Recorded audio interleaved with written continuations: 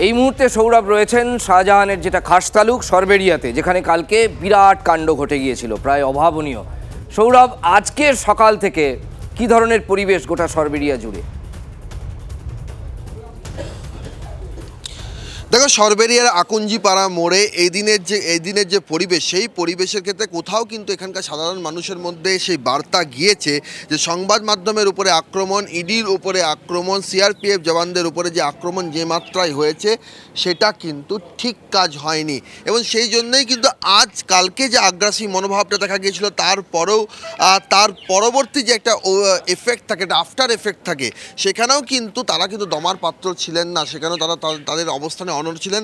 কিন্তু আজ সকাল থেকে আমরা যেটা লক্ষ্য করছি, তারা অনেক বেশি সংযমী এবং তারা মনে করছেন যে এই মুহূর্তে তারা চুপ আছেন এবং কোথাও গিয়ে তারা তাদের যে অবস্থান গতকালের ছিল সেটা তারা ব্যাখ্যা করার চেষ্টা করছেন। তারাও তাদের বোঝানোর চেষ্টা করছেন কেন তারা এইভাবে আগ্রাসী মনোভাব নিলেন, আগ্রাসী মনোভাব আক্রমণমুখী হয়ে উঠলেন।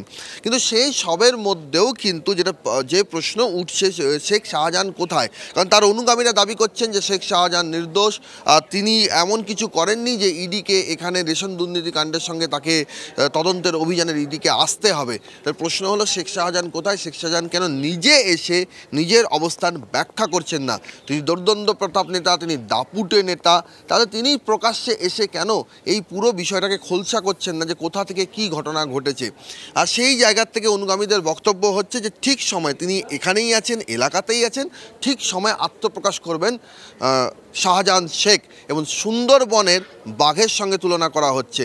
সুন্দরবনের বাঘ যেমন ঠিক সময় দর্শন দেয়, অনুগামীরা বলছেন ঠিক সময় দর্শন দেবে শেখ শাহজাহানও। রাজাদা, অনেক ধন্যবাদ সৌরভ, অনেক ধন্যবাদ।